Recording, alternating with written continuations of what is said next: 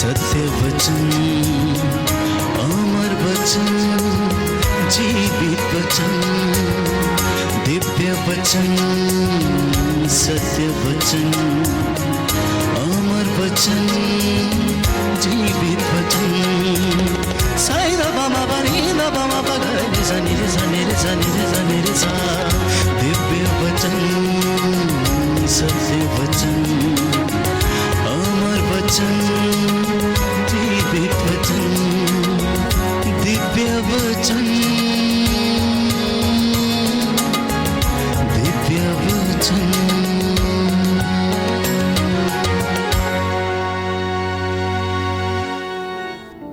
प्रियजनों, पुनरुत्थान के बिना मसीही विश्वास अधूरा है। पुनरुत्थान के बिना मसीही विश्वास अधूरा है।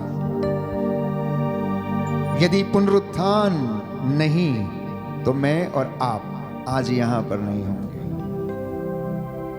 प्रभु यीशु मसीह ने अपने चेलों के साथ अंतिम ब्यालू के भोज में भाग लेकर उन्हें एक दूसरे को प्रेम करना सिखाया, एक दूसरे का दास बनने के लिए सिखाया। उनसे कहा, जैसा मैंने तुम्हारे साथ किया है वैसा तुम भी एक दूसरे के साथ करना। उन्हें शुक्रवार के दिन प्यारे भाइयों और बहनों, जल्लादों ने उन हाथों में इतनी बड़ी बड़ी कीलें ठोक दी, उन पैरों में, कि उनके दुख जो थे मेरे और आपके दुखों से कहीं ज्यादा बड़े थे। लेकिन वो दर्द को सहता गया। ये वो हाथ थे जिनमें कीलें ठोकी गईं। जल्लादों ने इसकी तनिक भी परवाह नहीं की। ये हाथ जिन पर रखे जाते थे वो रोगी चंगे होते थे, जिनको वो छू लेता था वो चंगे होते थे, जिनका स्पर्श करता था वो चंगे होते थे। ये आशीर्वाद देने के लिए हाथ थे, लेकिन लोगों ने समझा नहीं। लोग उसको समझ नहीं पाए कि उन हाथों में कितना सामर्थ्य है, उन हाथों में कितनी बरकत है, उन हाथों में कितना बड़ा आशीर्वाद है। जल्लाद, रोमी साम्राज्य के अधिकारी इन तमाम बातों को नहीं समझ पाए, क्योंकि उन्होंने अभी तक संहिता के अंदर जाकर वचन को नहीं पढ़ा था। ईश्वरीय दिव्यता उनके ऊपर अभी तक प्रकट नहीं हो पाई थी, उनके मन अभी तक खुले नहीं थे, इसलिए उनकी आंखों पर पर्दा पड़ा हुआ था। विश्वास करने में वे लोग असमर्थ थे। यीशु के पैरों में वो कील ठोकी गई गुड फ्राइडे के दिन। प्यारे भाइयों और बहनों, ये वो पैर थे जो बेतलेहम, यरूशलेम, गलीलिया, कफरनाहोम, तीरुस प्रांतों के और गलीलिया की झील के किनारे पैर घूमते फिरते थे और लोगों को चंगा करते थे। जिस घर में वो कदम पड़ जाते थे उस घर का उद्धार हो जाता था। उसके एक कदम प्यारे भाइयों और बहनों जक्कैउस के घर में पड़े तो उस घर में शांति आ गई, उद्धार आ गया। जेरुस के घर में ये कदम पड़े तो प्यारे भाइयों और बहनों उसने जेरुस की बेटी को जीवन दान दे दिया। शिमोन के घर में जहां पर वो बैठकर भोजन कर रहे थे, एक स्त्री आई जिसका जीवन अच्छा नहीं था। वहां पर प्यारे भाइयों और बहनों उसने अपने आंसुओं से यीशु के वो पैर धोए और अपने केशों से उनके पैरों को पोंछा और उसके ऊपर महंगा इत्र लगाया। इतना महंगा इत्र प्यारे भाइयों और बहनों, लोग वहां बैठे थे और सोचने लगे कि इस इतने महंगे इत्र का अपव्यय क्यों, इसे बेचकर गरीबों में क्यों नहीं बांटा गया। बहुत से गरीबों की देखभाल हो सकती थी। यीशु ने कहा, गरीब तो सदा तुम्हारे साथ रहेंगे, लेकिन मैं तुम्हारे साथ सदा नहीं रहूंगा। मेरा सहायक पिता जिसे तुम्हारे ऊपर भेजेगा वो तुम्हारे साथ रहेगा। इसलिए यीशु ने उन लोगों को एक दृष्टांत सुनाया कि जिसका ज्यादा कर्जा माफ हुआ है, जिसने ज्यादा प्यार दिखाया है, उसे ज्यादा दिया गया है। इसलिए प्यारे भाइयों और बहनों, जब आप प्रभु की हुजूरी में आते हैं तो संपूर्ण हृदय से समर्पित होकर आना। हम पुरानी व्यवस्था में पढ़ते हैं, पवित्र वचन हमें बताता है कि तुम अपने सारे हृदय, सारी शक्ति और आत्मा से उसे प्यार करना। इस स्त्री ने ऐसा ही किया। गुड फ्राइडे के दिन प्यारे भाइयों और बहनों, उन्हें सलीब पर से उतार कर कब्र में रख दिया गया। ऐसा व्यक्ति दुनिया में जिसकी कब्र के ऊपर पहरा बिठाया गया है, जिसकी कब्र को सील किया गया। कभी कभी मैं सोचता हूं कि रोमी साम्राज्य के अधिकारी जो थे कितना डरते थे, कितना डर था उन्हें कि कहीं चेले आकर यीशु को निकाल कर ना ले जाएं और जैसा इसने कहा था वैसा ना हो जाए, कहीं जिंदा ना हो जाए। उन्हें डर था। जब यीशु मर गया, अरिमथिया का यूसुफ जब उसको आकर उसने पिलातुस से शव मांगा तो उन्हें मिल गया, लेकिन अधिकारियों के मन में अंदर ही अंदर यह भावना थी कि कहीं प्यारे भाइयों और बहनों ये फिर से जिंदा ना हो जाए। लेकिन कुछ एक ने सोचा अब तो सब कुछ समाप्त हो गया है, सब कुछ खत्म हो गया है, यीशु का अब राज्यकाल जो है अब समाप्त हो गया है, अब आगे से कोई यीशु काम नहीं करेगा, इसलिए वो निश्चिंत हो जाते हैं। लेकिन ईश्वर की महिमा प्यारे भाइयों और बहनों उस जगह पर प्रकट होना अनिवार्य था। मसीह का जी उठना अनिवार्य था। अगर मसीह नहीं जी उठता तो संहिता के वचन पूरे नहीं होते। मैंने कहा पहला आदम जो प्राकृत था, प्रकृति का था, मिट्टी से बनाया गया था। बाइबल कहती है कि ईश्वर ने मिट्टी ली, उसने एक पुतला गढ़ा और जब वो पूरा हो गया तो उसके नथनों में प्राण वायु फूंक दी और उसमें जीवन आ गया। Hallelujah, hallelujah. यीशु की स्तुति हो, यीशु को धन्यवाद, यीशु की आराधना हो, यीशु की महिमा हो, यीशु को धन्यवाद, हालेलुया, हालेलुया, हालेलुया, हालेलुया। तो जब परमेश्वर ने उसके नथनों में प्राण वायु फूंक दी तो उसमें जीवन आ गया। और बाइबल हमें बताती है ये प्राकृत मनुष्य था। लेकिन यीशु मसीह के साथ ऐसा नहीं था। बाइबल कहती पवित्र आत्मा के सामर्थ्य से यीशु मसीह मां मरियम के गर्भ में उत्पन्न हुआ। यह फर्क है पहले आदम और दूसरे आदम में। इसलिए पहला आदम को हम प्राकृत आदम कहते हैं। संत पौलुस इसके विषय में हमें समझाता है। और दूसरा आदम प्यारे भाइयों और बहनों यीशु मसीह जो आत्मा से उत्पन्न है, आध्यात्मिक व्यक्ति हैं, स्वर्गीय व्यक्ति हैं। इसलिए मेरी और आपकी देह उस महिमा के दिन, पुनरुत्थान के दिन ऐसी ही देह में परिवर्तित हो जाएगी। बोलिए आमेन, आमेन, हालेलुया, हालेलुया, हालेलुया, हालेलुया। वचन पढ़ना चाहता हूं आपके लिए। कुरिन्थियों का पहला पत्र अध्याय 15 पद संख्या 42 और उससे आगे। मृतकों के पुनरुत्थान के विषय में भी यही बात है। जो बोया जाता है वह नश्वर है, जो जी उठता है वह अनश्वर है। जो बोया जाता है वो नश्वर है, लेकिन जो जी उठता है वो अनश्वर है। ये बात सार्थक है प्यारे भाइयों और बहनों। जब हम मिट्टी में बोए जाते हैं तो वो नश्वर है और उससे जो उत्पन्न होता है वो अनश्वर है। जो जी उठता, आगे लिखा है, जो बोया जाता है वह दीनहीन है, जो जी उठता है वह महिमान्वित है। जो बोया जाता है वह दुर्बल है और जो जी उठता है वह शक्तिशाली है।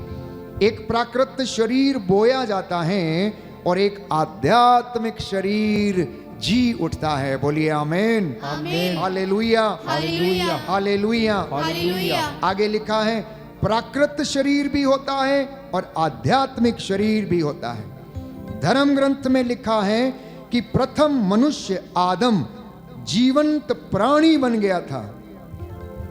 प्रथम मनुष्य आदम जीवंत प्राणी बन गया और अंतिम आदम जीवंत दायक आत्मा बन गया। इसलिए संत योहन लिखता है ईश्वर तो आत्मा है, इसलिए उसके आराधकों को चाहिए कि वो आत्मा और हृदय की सच्चाई से उसकी आराधना करें। मैं समझता हूं अब आपको ये समझ आएगा कि प्रभु के जी उठने का अर्थ क्या है, क्योंकि संत पौलुस इस बात को समझाता है कि पहला मनुष्य आदम जो जीवंत प्राणी बन गया था, लेकिन दूसरा, प्यारे भाइयों और बहनों, दूसरा और अंतिम आदम जीवंत दायक आत्मा है। जो पहला है वो आध्यात्मिक नहीं है बल्कि प्राकृत है, इसके बाद ही आध्यात्मिक आता है। आगे सुनना ध्यान से, कान खोलकर सुनना, ये आपकी जिंदगी बदल देगा। पुनरुत्थान की घटना में विश्वास करने से आपका जीवन बदल जाएगा प्यारे भाइयों और बहनों। और मैं देख रहा हूं कि आप बदल रहे हैं। जितने भी इस वचन को ग्रहण कर रहे हैं, आपके जीवन, आपके परिवार, आपका व्यक्तिगत जीवन बदल रहा है, क्योंकि लिखा है पहला मनुष्य मिट्टी का बना है और पृथ्वी का है, दूसरा स्वर्ग का है। दूसरा स्वर्ग का है। पहला मनुष्य आदम मिट्टी का बना हुआ है, लेकिन दूसरा मनुष्य स्वर्ग का है। मिट्टी का बना मनुष्य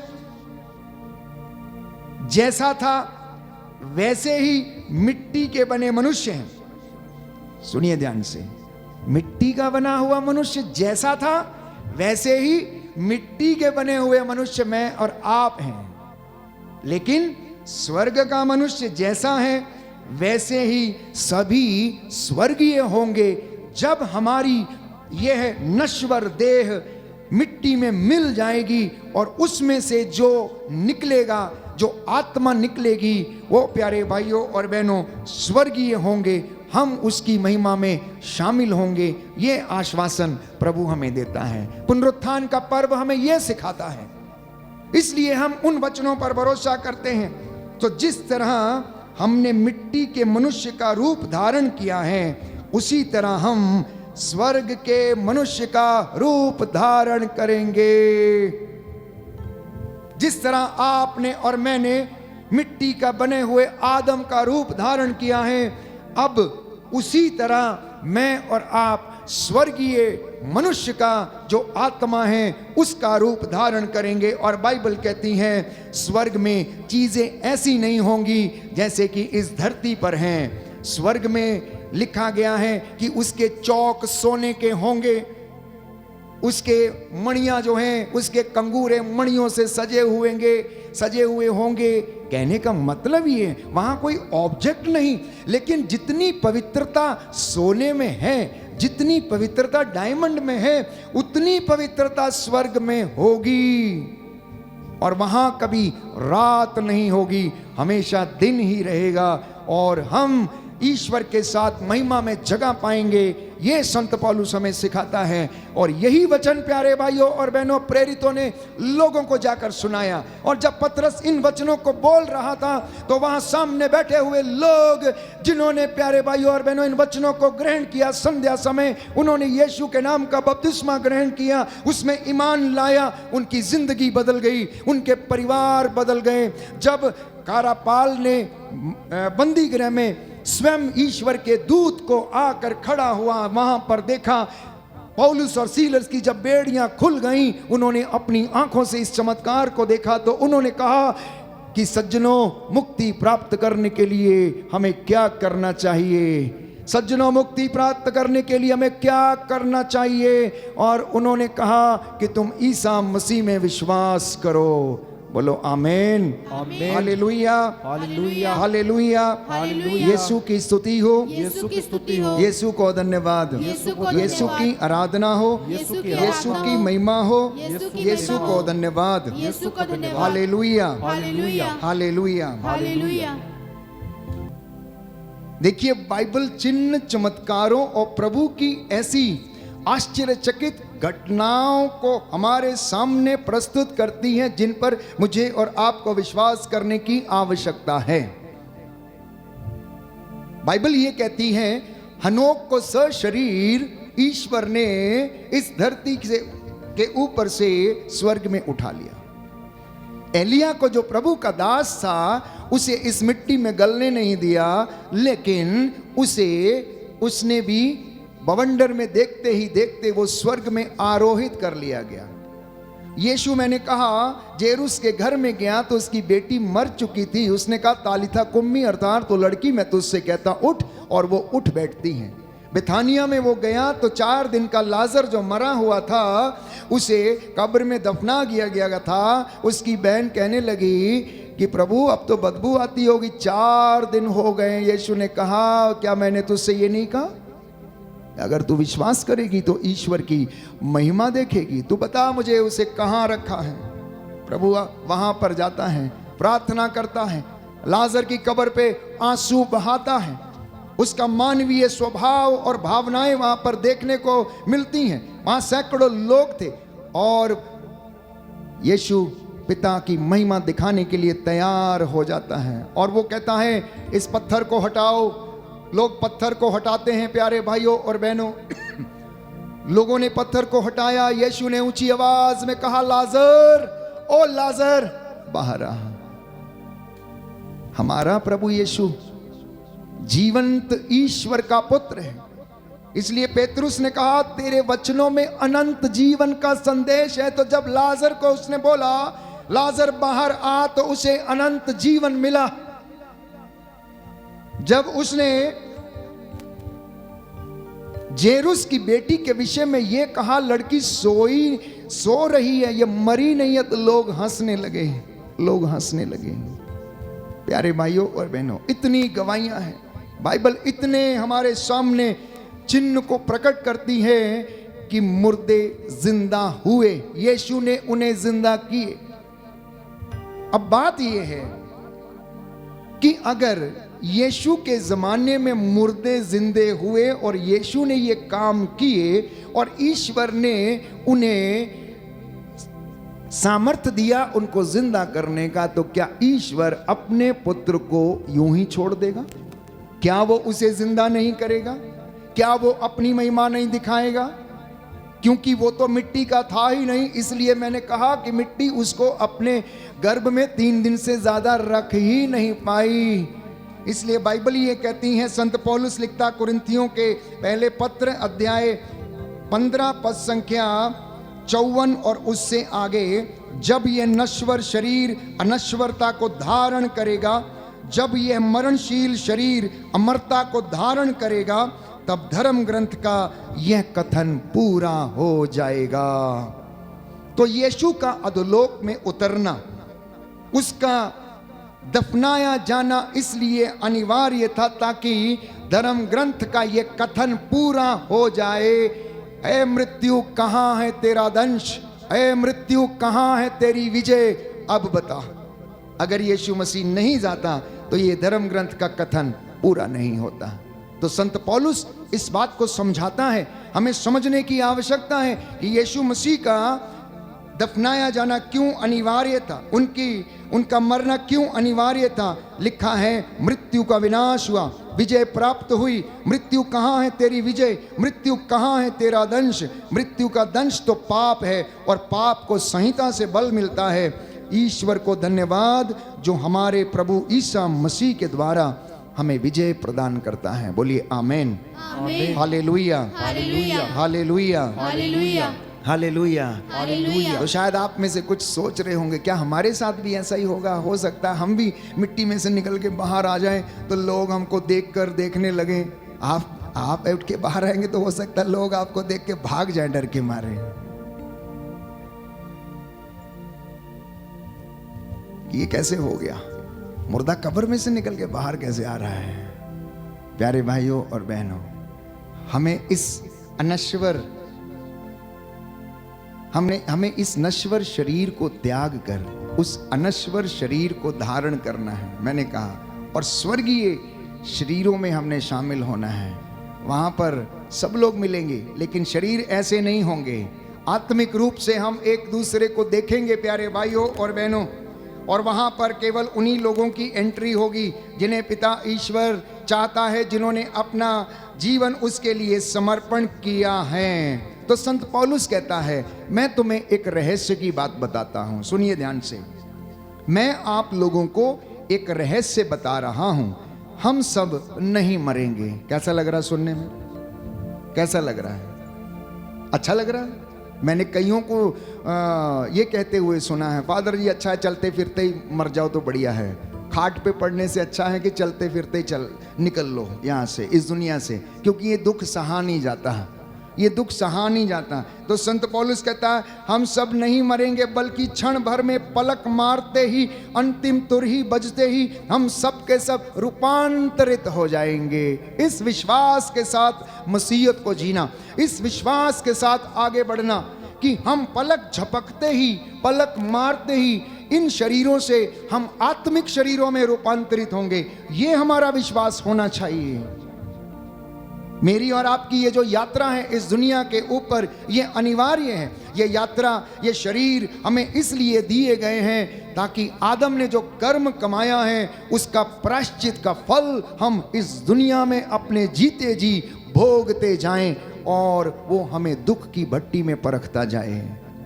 इसलिए इस दुनिया में, संसार में प्यारे भाइयों और बहनों, इंसान दुख सहता है। कुछ तो अपने कुकर्मों का फल भोगते हैं, लेकिन कुछ को परमेश्वर ये दुख आने देता है ताकि उनके शरीरों को आत्मिक शरीरों में वो रूपांतरित कर सके। इसलिए दुख से घबराना नहीं, दुख में ही महिमा छाई हुई है।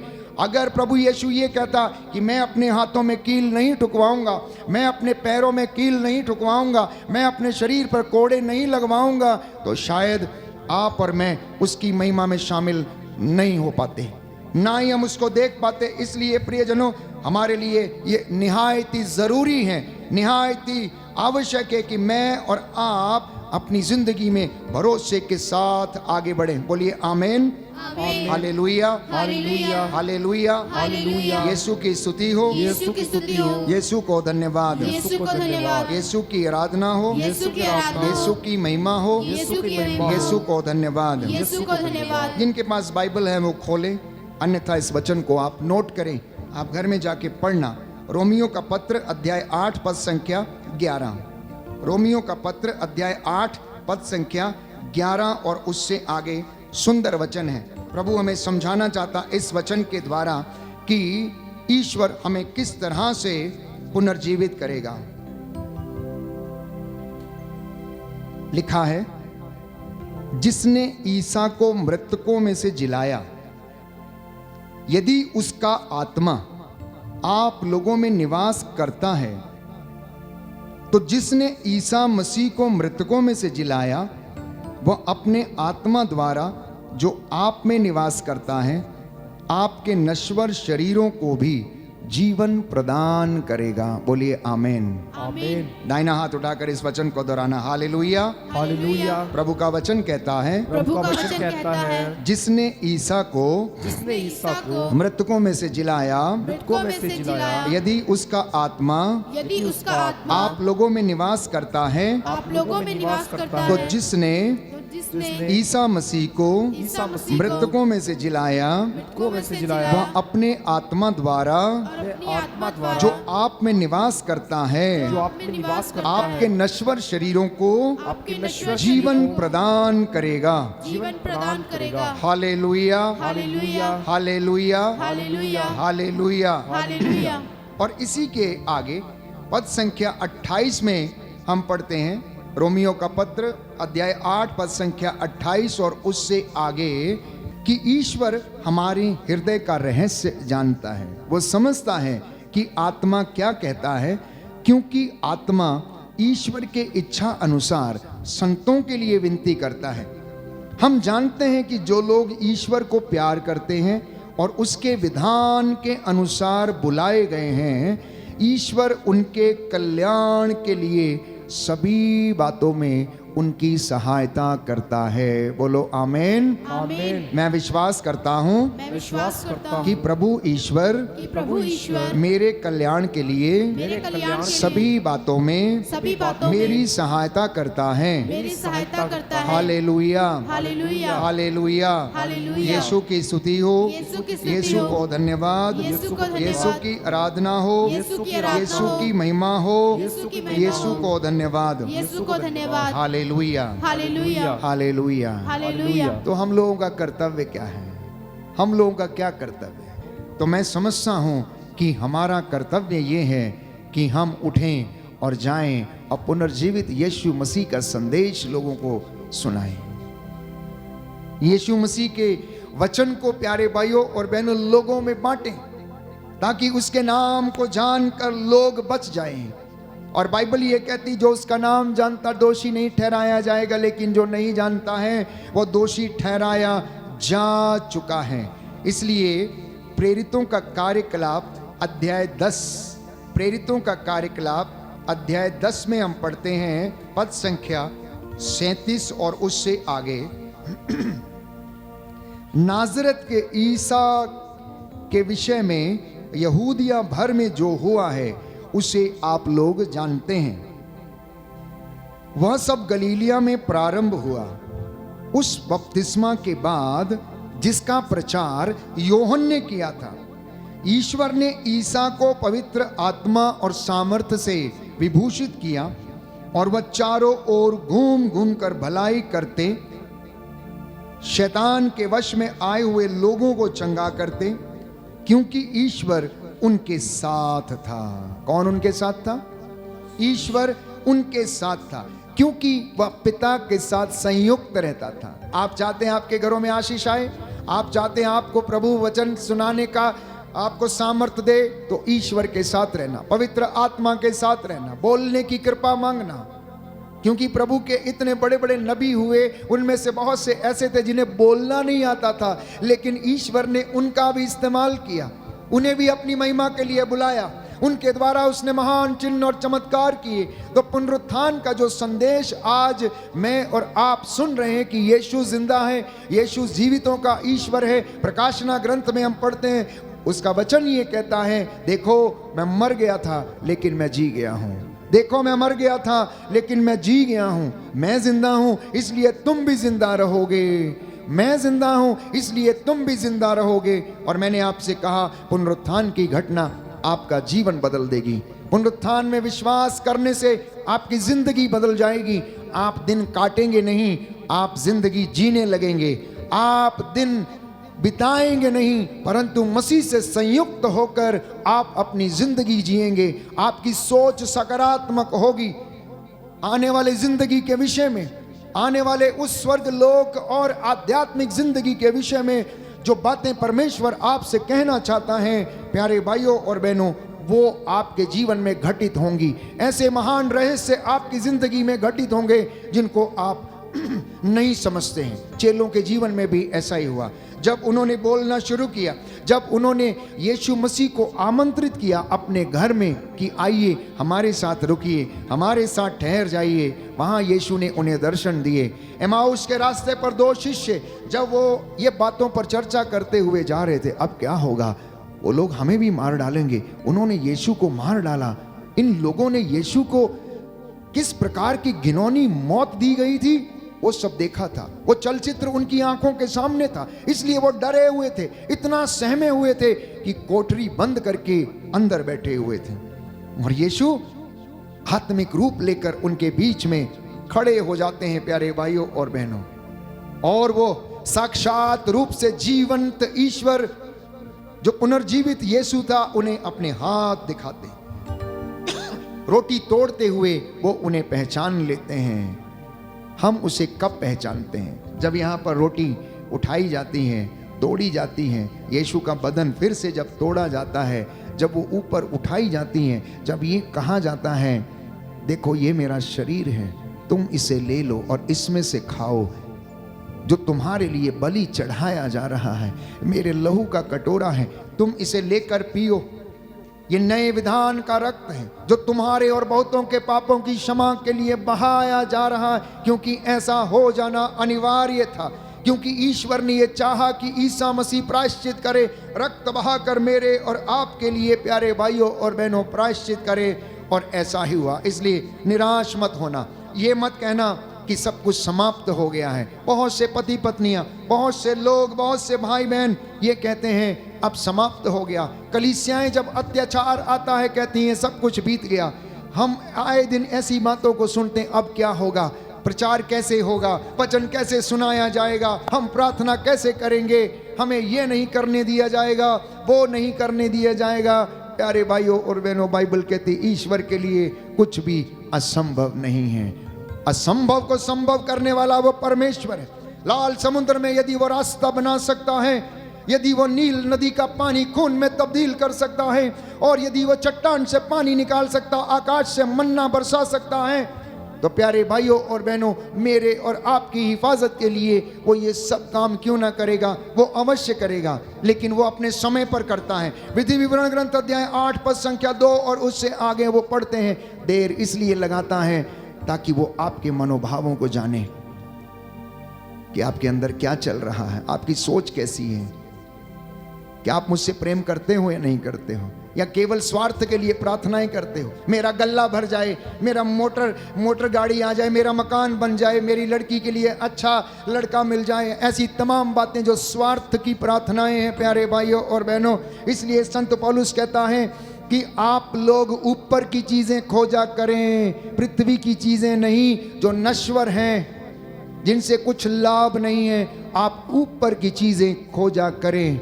ईश्वर का राज्य खाने पीने का नहीं परंतु धार्मिकता का है, पवित्रता का है प्यारे भाइयों और बहनों, और वो राज्य अनंत काल तक बना रहता है। बोलिए आमेन, आमीन, हालेलुया। हालेलुया, यीशु की स्तुति हो, यीशु की यीशु स्तुति को हो, धन्यवाद, यीशु को धन्यवाद, यीशु की आराधना हो, यीशु की आराधना, यीशु की महिमा हो, यीशु की महिमा यीशु को धन्यवाद, यीशु को धन्यवाद, hallelujah, hallelujah, hallelujah, hallelujah, hallelujah, hallelujah, hallelujah. Hallelujah. Bible हमें बताती है पुनरुत्थान के बाद यीशु ने लगातार दर्शन दिए, और कुरिन्थियों के पहले पत्र अध्याय 15 पद संख्या 3 और 6 में हम पढ़ते हैं कि यीशु 12 प्रेरितों और 5 से अधिक बार दिखाई दिए। उनको 12 प्रेरितों को 5 से अधिक बार दिखाई दिए। उनके बीच में आकर वो खड़े हो जाते थे। इसलिए प्रभु यीशु कहते हैं, मेरी प्रिय संतानों, मैं तुम्हारे लिए जीवित हूँ, मैंने मृत्यु पर विजय पाई है, बैरी की सारी ताकत को मैंने समाप्त कर दिया, मैंने कुचल दिया है।